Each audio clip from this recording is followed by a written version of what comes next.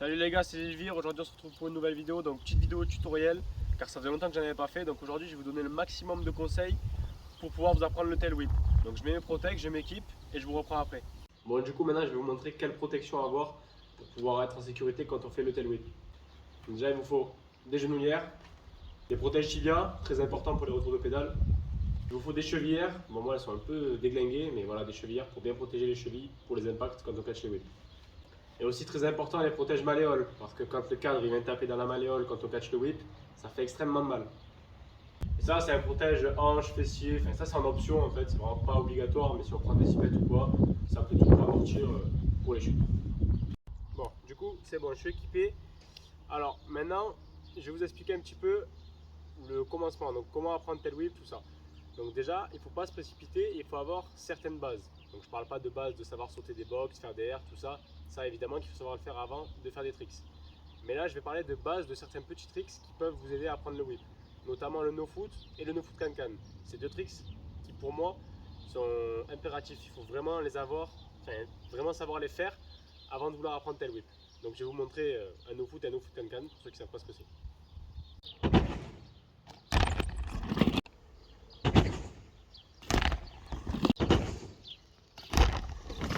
Alors pourquoi faire no foot et no foot can-can avant? Donc no foot tout simplement pour avoir ce gestuel et cette habitude de remettre les pieds sur les pédales.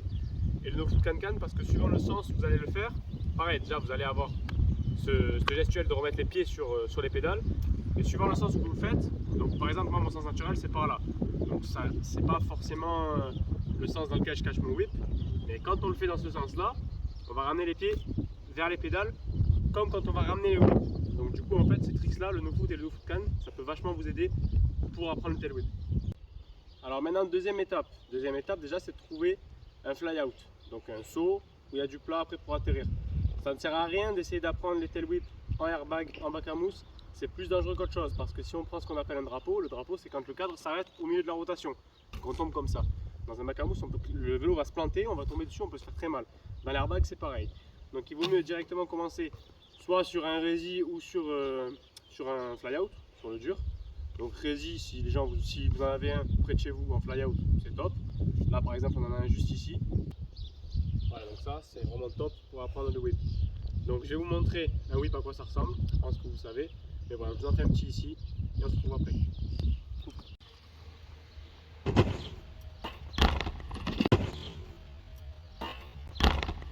Donc du coup, là c'était un petit tail whip. Maintenant je vais vous donner quelques petits conseils donc, pour apprendre à avoir ce geste donc circulaire avec les bras pour pouvoir bien envoyer le whip et bien comprendre le geste. Déjà il y a un truc qui est vraiment top que moi j'avais pas appris, enfin, que j'avais pas essayé du moins avant d'apprendre le whip, c'est de se mettre sur le dos et de faire des whips sur le dos. Donc je vais aller dans l'herbe et je vais vous montrer comment on fait. Allez. Bon, du coup on se met dans cette position là. Ben, c'est comme le bus en fait, comme le bar spin, vous avez fait un tuto dessus. Donc voilà, on l'apprenait comme ça. Ben là c'est pareil, on se met sur le dos et on essaye d'envoyer des whips. Au début, vous n'allez pas y arriver de suite, mais petit à petit, vous allez apprendre le geste. Donc au début, je vous montre clairement ce qui va vous arriver. Vous allez mal gérer soit la rotation du cadre, soit vous allez mal maintenir avec les bras et le vélo va partir comme ça, il va partir derrière, et il va vous arriver des trucs un peu comme ça. Donc travaillez bien le whip sur le dos et une fois que vous l'avez bien, vous pouvez commencer à essayer sur le fly out. Vous pouvez même alterner, en faire un peu sur le dos, essayer un petit peu sur le fly out.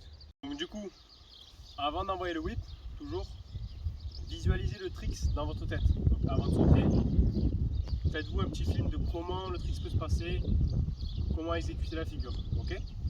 Donc vous faites ça et après vous commencez à envoyer le tricks. Une erreur à ne surtout pas faire, je le dis parce que moi en tout cas c'est ce qui m'est arrivé. Je vais vous montrer exactement quelle erreur je faisais avant. Donc là je peux vous montrer comme ça déjà à plat. Donc ce que je faisais moi, c'est que j'envoyais le whip et plutôt que de venir chercher avec le pied de devant, j'enjambais le cadre avec ce pied là. Je ratterrissais comme ça. Et après, j'essayais de mettre le premier pied ici. Alors que c'est pas comme ça qu'on catch un whip. Il faut toujours catcher le whip avec le pied de devant. Donc comme ça. Clac. Donc surtout ne pas faire cette erreur. Je vous la montre en l'air qu'est-ce que ça peut donner. Ne faites surtout pas ça. En gros, je faisais exactement ça avant. J'essayais de catcher le mauvais pied en premier. Et du coup, ben, ça peut pas fonctionner. Donc il faut bien s'entraîner et penser à poser le bon pied devant Dans tous les cas, ce trick, c'est vraiment un trick qui est beaucoup mental et beaucoup dans la visualisation. Il faut vraiment s'imaginer le trick.